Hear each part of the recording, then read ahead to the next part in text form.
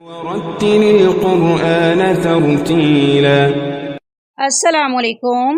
آج ہم سورہ ہود کی آیت نمبر 48 کے ان مشکل الفاظ کو پڑھنا سیکھتے ہیں جن کو پڑھتے ہوئے اکثر لوگ کنفیوز ہو جاتے ہیں اور وہ ان الفاظ کی درست ادائیگی نہیں کر پاتے۔ تو آئیے ان الفاظ کو پڑھنا سیکھتے ہیں۔ بسم اللہ الرحمن الرحیم۔ قیل، اس لفظ میں قاف کو موٹا پڑھیں گے اور یہاں پر یا ساکن ہے تو یہ یا مدہ کی مثال ہے، اس کو ایک الف کی مقدار کے برابر لمبا کر کے پڑھیں گے۔ قیل قیل یا نوح اہبط، اس لفظ میں سب سے پہلے یا کے اوپر کھڑی زبر ہے، اس کو لمبا کریں گے۔ پھر واو ساکن ہے تو یہ واو مدہ کی مثال ہے۔ ہا کو ہم نے ہا کے ساتھ ملا کر پڑھنا ہے اور ان کے درمیان میں الف بالکل خالی ہے، اس کے اوپر کوئی حرکت نہیں، اس کو نہیں پڑھیں گے۔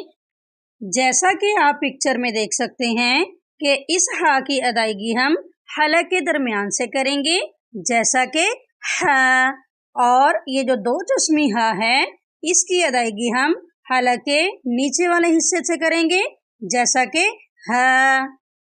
پھر با کو ہم تو کے ساتھ ملا کر پڑھیں گے، یہاں پر تو ساکن ہے تو ساکن پر ہم کلکلا کریں گے۔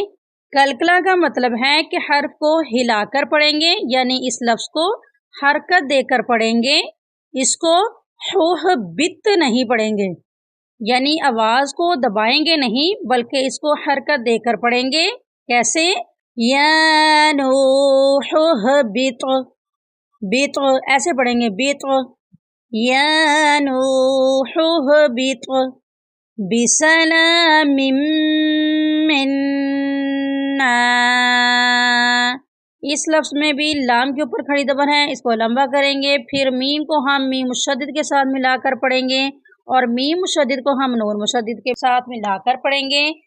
یہاں پر میم مشدد نون مشدد دونوں پر غنہ کریں گے۔ غنہ کا مطلب ہے ناک میں آواز کو گھمانا یا ناک میں آواز کو لے جانا، اور یہاں پر یہ الف مدہ کی مثال ہے۔ بسلام منا،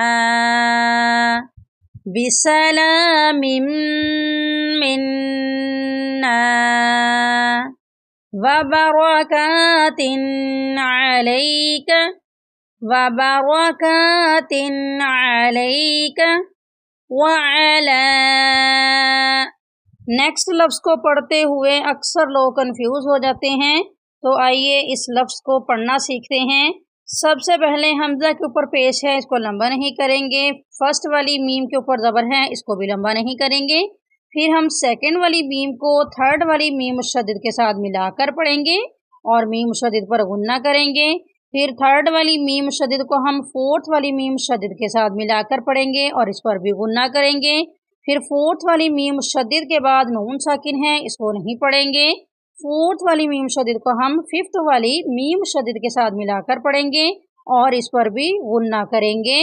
لاسٹ پہ دیکھیں کاف کے اوپر زبر ہے، جب یہاں پر وقف کریں گے تو وقف کی صورت میں کاف ساکن ہو جائے گی۔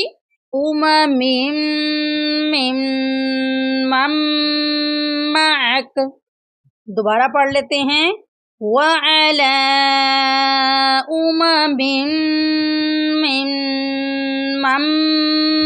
مَّعَكَ، وَعَلَىٰ مَن مَّعَكَ وَأُمَمٌ سَنُمَتِّعُهُمْ۔ اس لفظ میں سب سے پہلے وَأُمَمٌ جو لفظ ہے اس میں میم کے اوپر دو پیش کی تنوین ہے، یہاں پر اخفا کریں گے۔ اخفا کا مطلب ہے ناک میں آواز کو چھپا کر پڑھنا۔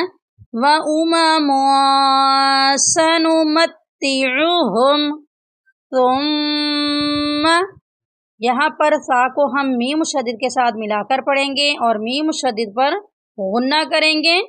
ثم یمسہم منا، یہاں پر سب سے پہلے یا کے اوپر زبر ہے، اس کو لمبا نہیں کریں گے۔ پھر میم کو ہم نے سین کے ساتھ ملا کر پڑھنا ہے۔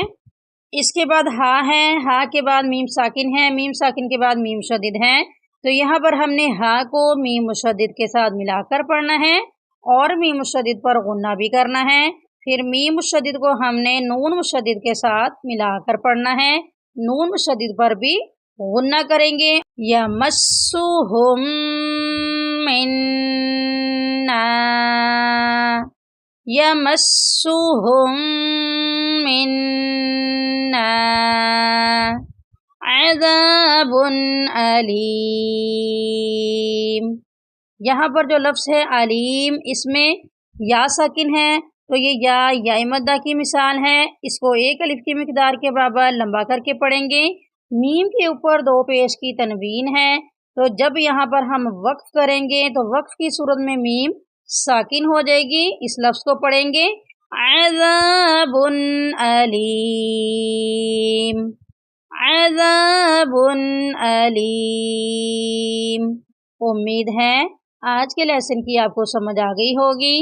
मज़ीद मुश्किल अल्फाज इंशाल्लाह हम नेक्स्ट वीडियो में पढ़ेंगे। अल्लाह हाफिज़।